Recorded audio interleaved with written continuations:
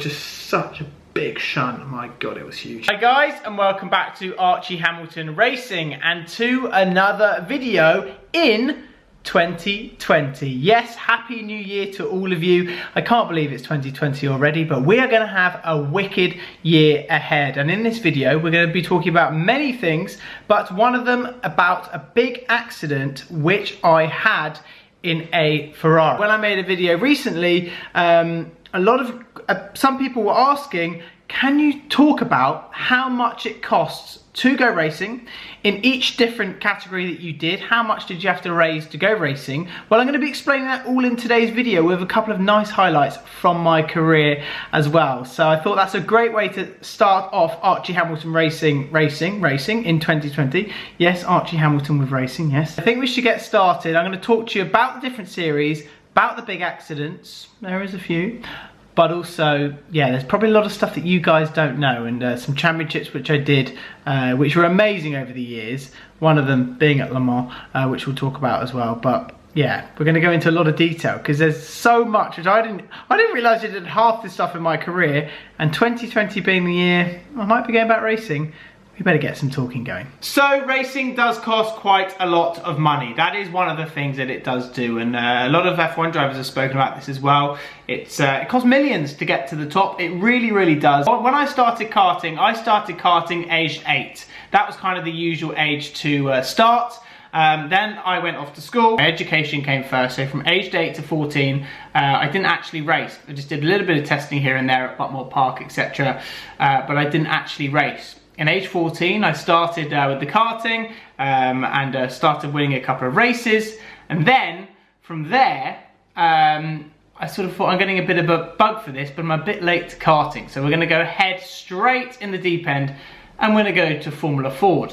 And I went into Formula Ford, and I actually won my first race at Silverstone, which was pretty fun. And then I wanted to do a full championship. So that was going to cost, I think, a full series then was about £70,000 to do the full year. And at the end of it, and that's where I was racing against the likes of Kevin Magnussen, who is now in Formula 1, and we were racing each other in the festival. He was 15 years old at the time, and I think I was 16. I was very young, no wings basically, taught you better car control. From there, the logical step was Formula Renault, a championship which Lewis Hamilton won. Kimi Raikkonen went directly from Formula Renault to Formula 1, and it basically is slicks and wings. So you have your wings and your slicks, so you get to learn aero. But that was a bit of a weird car because Formula Renault, you have all the aero, but to beat the quick boys, and I did end up winning races, etc., you needed to push the car past the limit of the aero, and then you could basically, they're the ones that are right on the edge, and it was very, very close. I think I finished 3rd or 4th in the championship and 2nd in the Winter Championship. It was fierce, it was so close, and yeah, like I say, it was an amazing championship. And to do that championship for the year was £150,000. I had to raise and beg sponsors to sponsor me. £150,000 for Formula Renault, plus your damage, plus your travel. Things get a little bit expensive, but I had success and I won races, which is the main thing. Let me play you a clip. This is from Dino Zamparelli. I was in 2nd place at this point, and he actually won this race. So you don't actually see me, but I'm going to show you the first lap of his on board so you can see what it's like on the first lap of a race and leading a Formula Renault race.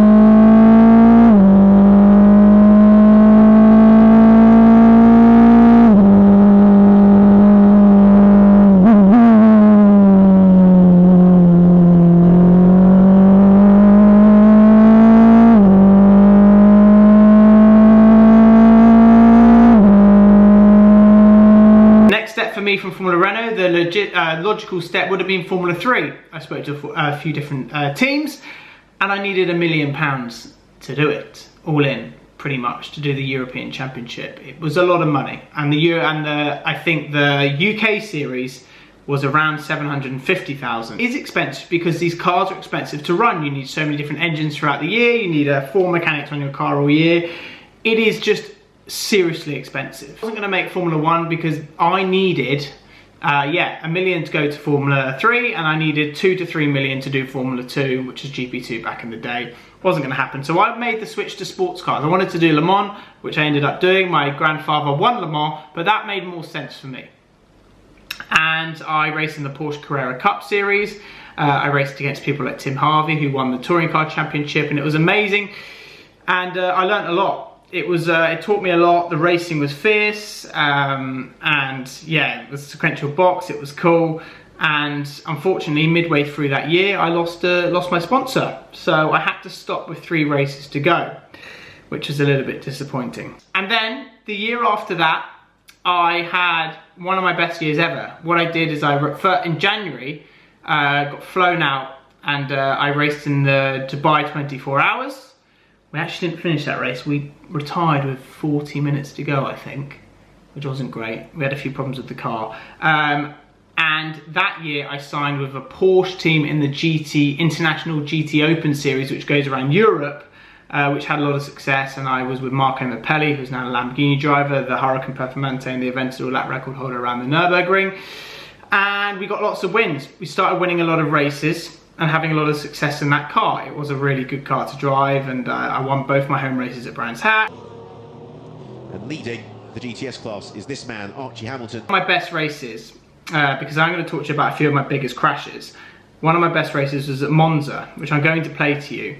I was running second, and the day before I had a massive accident, and the team worked all through the night, and we managed to get it fixed. GTS class, but it's this man, Archie Hamilton, who leads it from Daniel Zampieri, and then Stefano Pizzari. So the Orlando Sport Porsche leads Kiss Racing Ferrari, and then it's the of course Ferrari that's third in the GTS classification. I was leading the race, and with a lap and a half to 2 laps to go, I got a puncture. We thought, and is that a problem for Archie Hamilton? It is. He's got a puncture. Oh, what despair for Archie Hamilton and the Orlando Sport team. The car once more in the lead of the GTS class, suffering a problem. It's a puncture to the front left wheel. And at this point, I can win the championship. If I finish in second place, I still go to Barcelona with a shot at the championship. And Archie Hamilton has held on for second in the GTS class.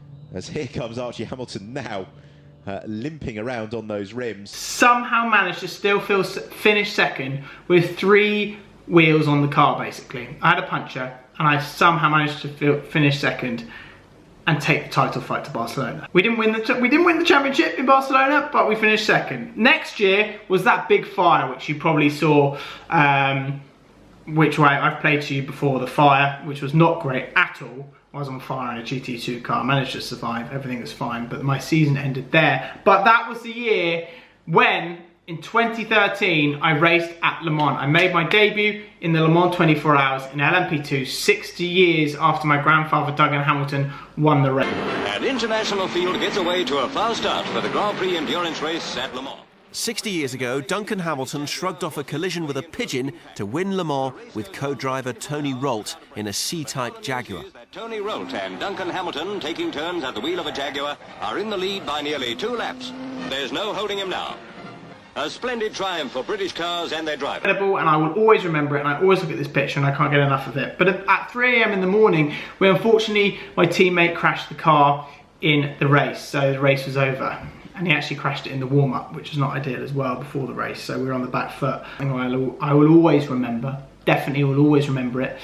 But the next year, I had a pretty good year, really. I basically signed for Corvette, and I raced for them in the European International GT Open Series in GT2. And it was good. The car was amazing. It was front engine. It was so loud. The Corvettes back in the day were amazing. And we won lots of races. I'm going to play you some of them because we did win. We won some good races. Pole at Spa, won. Hamilton picks up the throttle. He and Isaac's two that have managed this race absolutely to perfection. as they head through Longchamp. Through to the checkered flag, and it's a victory for the SRT Corvette team. Archie Hamilton and Isaac Tutulu. Utter jubilation for Archie Hamilton. Which was mega. We finished on the podium at Silverstone. I got pole at Monza, finished second. Go racing in Monza as Archie Hamilton leads the charge. Finished second because when you won a race like we won Spa, the next race you would take a 15-second handicap time penalty to the next race. So that's kind of like how they kind of even it out. So we won at Spa, but then we were held an extra 15 seconds in the pits in Monza. And I led the race, but then my teammate had to get held 15 seconds more. We finished second, but it was good. And yeah, Monza, you can't really, pole was enough for me, that was good. Back to Le Mans, and raced in GT2 in a Ferrari, which was awesome.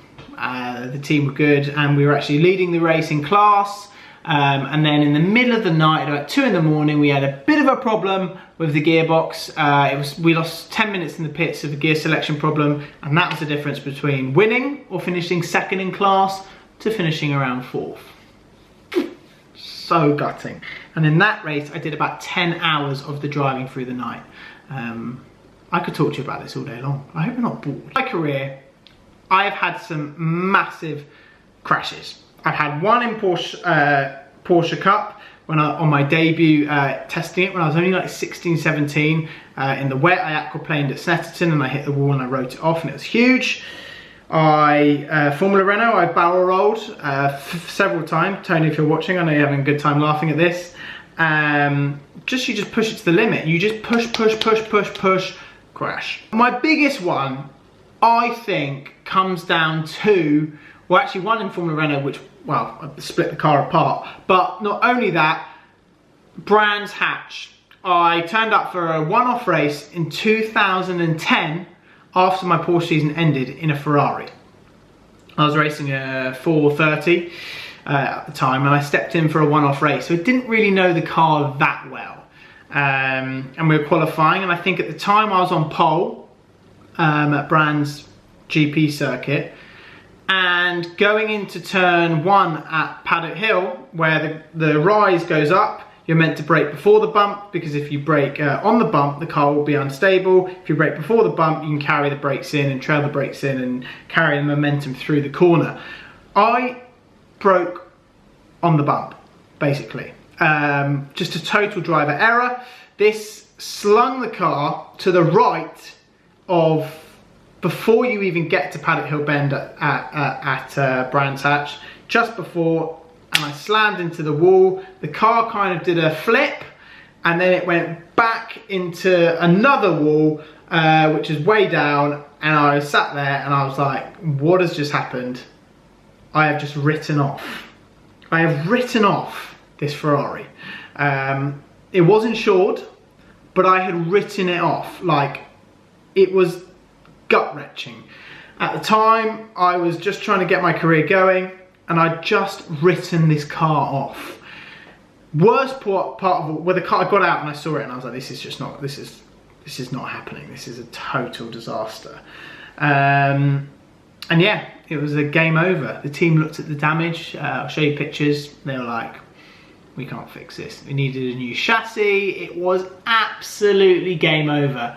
But one small error can just, in racing, most of the cars are insured, but imagine if it wasn't, you're screwed. But one small error led to massive consequences, and really nearly ended everything. My whole career was just ended there and then. But yeah, that was scary. And to be honest with you, back then I just jumped out of the car and I was like, oh, well, in terms of not thinking, lucky I'm okay, because I could have died. I mean, if you hit the wall the wrong way, it can all go wrong very, very quick. It's just such a big shunt. My God, it was huge. Next day I woke up, my neck, couldn't even move my neck for about a week, but I was okay. I have to realize that I was okay. Something I've not spoken about ever was that my first Le Mans I did,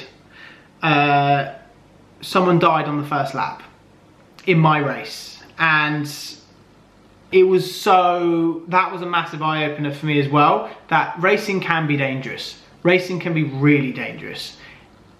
the safety aspects now are much better than they've ever been, and that is something which is always being worked on. And that was just after, about a year before that, I lost a friend who was instructing, and he was sat next to someone in another car. He was a top supercar cup driver called Sean Edwards, and he got killed in Australia instructing someone. So there are the risks. Year where money started to become a bit of a problem, I turned up, I did some one-off races in the Dutch Supercar Championship, of all championships, which was actually really cool. And I turned up for one race, literally got a phone call, like, I think the night before, the qualifying was the next day, and I turned up and we won both races. W of Kevin Clark in second place. Archie Hamilton with the Corvette around the outside at Paddock Hill Bend. Grabs second spot in Super GT. But Archie Hamilton on a real charge and gain extra points for fastest lap. Through Dingledale and up into Sheen Bend. The lead changes. Archie Hamilton, Nicholas van Dierendonk take the second race win of the weekend. Yeah, no, fantastic. I mean, it's great to get another win for the team, and yeah, the safety car helped us out today, but yeah, it was an amazing race, and delighted for the team. I'm only here for a one-off weekend, but delighted to get 2 wins for them, and hopefully they'll invite me back soon. Actually, after winning a lot of races around the world and all the championships I kind of done, I want to get back to it, and I think we could bring something special to the channel. So I just wanted to actually talk about a little bit what I actually have done and share it, because a lot of you don't know. And when I look back on it, and I thought, oh, I can't believe half the stuff I've even won, but we need to get back into it. And yeah, it's been amazing, but I think we can get going again in 2020. Obviously, I still want to get supercars in and get another supercar on the channel, for sure. For sure, that nothing's going to change. But if we could add the racing element in, well, I also have the sim as well, but if we can add the racing element as well, be good. Anyway, happy 2020. I'm still here. We're still smiling, and it's all about to get started, because at the Autosport show, are they okay? Because at the Autosport show, I've got a bit of an announcement. So stay tuned for that as well. I hope you guys have enjoyed this video. Make sure you leave your comments down below on what you want to see on the channel in the new year and your thoughts to everything. I hope I've not blabbered on too much.